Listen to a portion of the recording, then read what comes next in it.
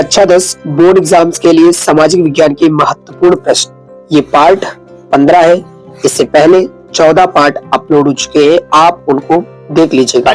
इसमें 25 से अधिक प्रश्नों को शामिल किया गया है, आप वीडियो लास्ट तक देखिएगा।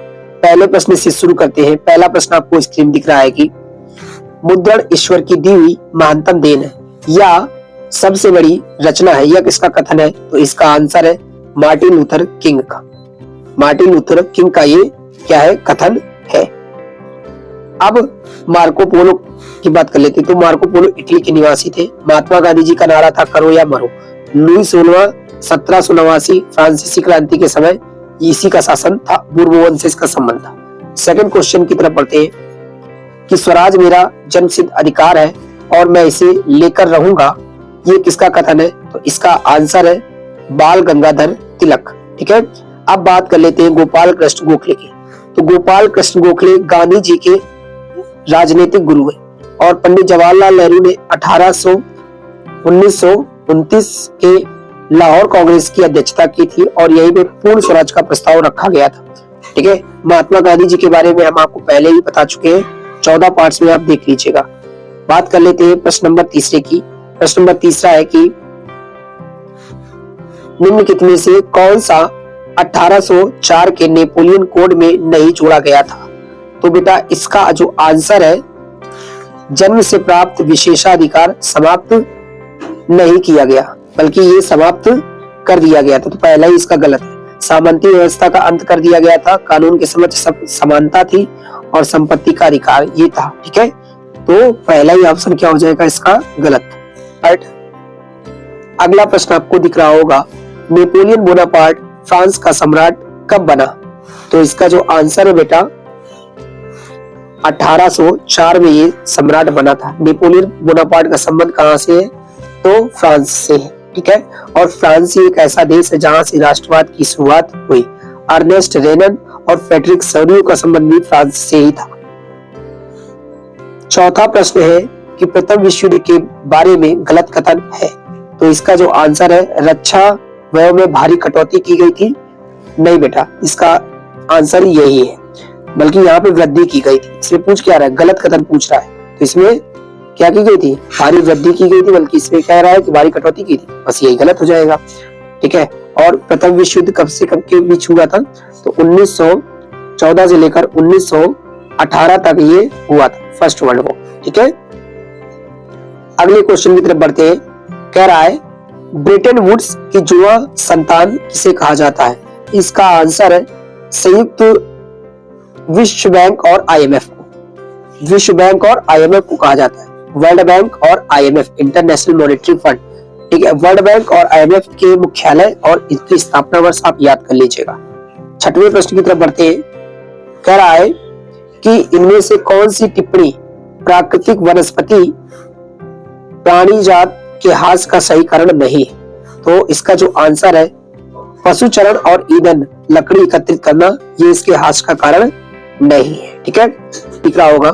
सातवां प्रश्न कि देश का पहला राज्य कौन है जिसने राज्य के हर घर में छत वर्षा जल संग्रहण का ढांचा बनाना अनिवार्य कर दिया? इसका आंसर है तमिलनाडु। ठीक है, तमिलनाडु एक दक्षिण भारतीय राज्य है। ठीक है, अगला प्रश्न है, मोस्ट इंपॉर्टेंट प्रश्न है कि कौन सी रेशेदार फसल मिट्टी में नहीं उगाई जाती है? तो इसका आंसर है रेशम। कि रेशम सहतूत के पेड़ में रेशम पालन किया जाता है। ठीक है, अच्छा ये बेटा आपके एग्जाम में एक चीज और पूछता है कि रेशेदार फसलें कौन कौन सी होती है? जूट भी रेशेदार फसल है, कपास भी रेशेदार फसल है और सन भी रेशेदार फसल। इन सबके प्रमुख उत्पादक राज्य याद कर लीजिएगा, उपयुक्त भौगोलिक दशाएं याद कर लीजिएगा।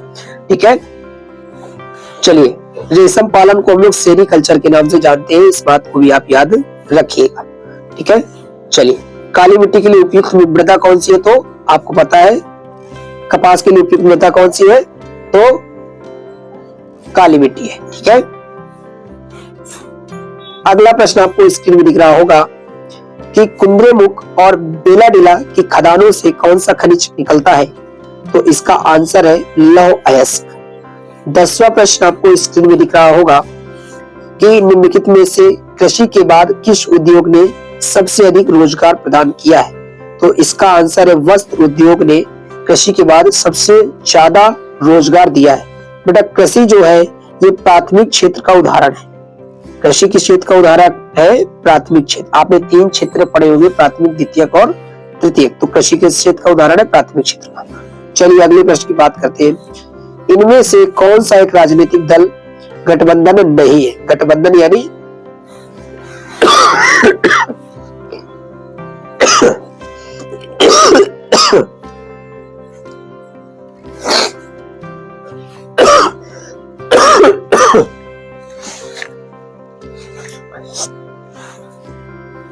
अगला प्रश्न आपको इस स्क्रीन में दिख रहा होगा, इनमें से कौन सा एक दल गठबंधन नहीं है? तो इसका जो आंसर है राजद। राजद एक पार्टी का नाम है जिसका नाम है राष्ट्रीय जनता दल, ठीक है। और एनडीए बीजेपी के गठबंधन का नाम है, यूपीए कांग्रेस के गठबंधन का नाम है, और पीडीए आपने सपा पार्टी का नाम सुना होगा, तो पीडीए उनके गठबंधन का नाम है, ठीक है। लेकिन राजद एक पार्टी का नाम है, तो यही इसका आंसर हो जाएगा, ठीक है। 11 नंबर क्वेश्चन की तरफ बढ़ते हैं हम लोग। कर निम्नलिखित में से किस राज्य की प्रति व्यक्ति आय सर्वाधिक है? तो बेटा इसका आंसर है हरियाणा। आपकी बुक में हरियाणा दी है क्योंकि इसमें पुराने आंकड़े हैं, लेकिन आप गूगल करके आप इस क्वेश्चन को चेक कर लीजिएगा वर्तमान में कौन है, ठीक है। ठीक है, गूगल के अकॉर्डिंग वर्तमान बता रहा है गोवा, ठीक है। तो चेक कर लीजिएगा आप जब भी इस वीडियो को देख रहे हो, ठीक है। तो मैं जब वीडियो बना रहा हूं तो बुक के अकॉर्डिंग इसमें हरियाणा दे रहा है, लेकिन आप गूगल करके इस बात को कंफर्म कर सकते हैं, या आप जिस भी सन में इस वीडियो को देख रहे हैं उस सन के अकॉर्डिंग देख लीजिएगा, ठीक है। अगला क्वेश्चन है कि विकास को मापने हेतु आय के अतिरिक्त और कौन से मापदंड होते हैं? तो साक्षरता दर होती है, स्वास्थ्य होता है, प्रति व्यक्ति आय होती है। तो इसका आंसर क्या हो जाएगा? ये सभी, ठीक है। चलिए, अच्छा विकास कौन मापता है आप कमेंट करके बताइए।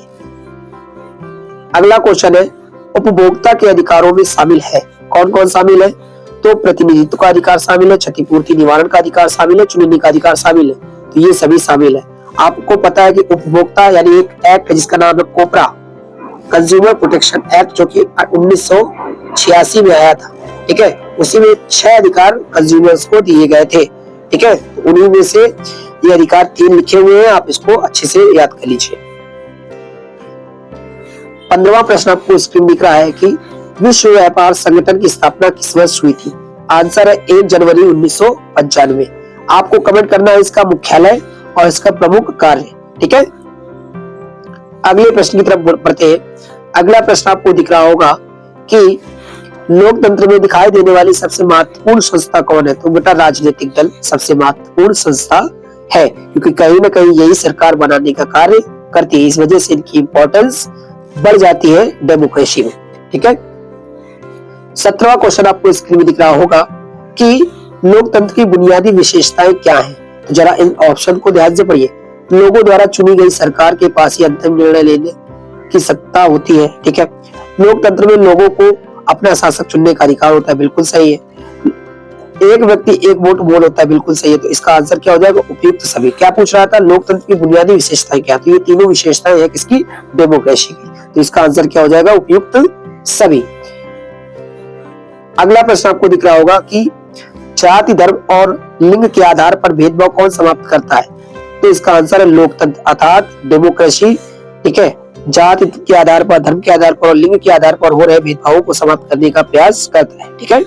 चलिए अगले प्रश्न की बात करता हूँ कि निम्नलिखित में से क्या राज्य सूची का विषय नहीं है? कौन यह राज्य सूची का विषय नहीं है? तो बेटा यहाँ नहीं पूछा, इस नहीं को जरा ध्यान से पढ़िएगा। पुलिस राज्य सूची का विषय है, सिंचाई राज्य सूची का विषय, कृषि राज्य सूची का विषय, लेकिन मुद्रा ये बेटी संघ सूची का विषय है। इसका संघ सूची का विषय है कौन? मुद्रा। संघ सूची में वो सब विषय शामिल होते हैं जो महत्वपूर्ण विषय होते हैं, ठीक है। जो देश से जुड़े हुए विषय होते हैं वो सभी किसमें शामिल हो जाते हैं? संघ सूची में शामिल हो जाते हैं। बात कर लेते हैं अगले प्रश्न की। अगला प्रश्न है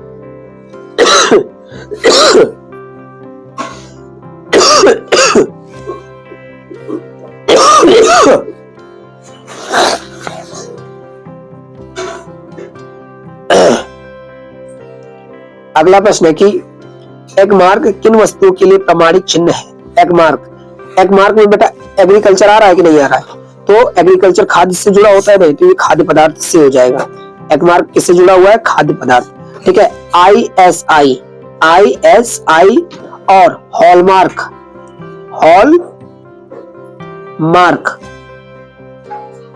किसी में आप इसको कमेंट करके बताइएगा। ठीक। कह रहा है नमक सत्याग्रह किस ईस्वी में प्रारंभ हुआ था? तो नमक सत्याग्रह बेटा 1930 में शुरू हुआ था। कब शुरू हुआ था? 1930 में शुरू हुआ था। 1929 में महामंदी आई थी। 1942 में भारत छोड़ो आंदोलन हुआ था। 1931 में सेकंड गोलमेज सम्मेलन हुआ था। ठीक है।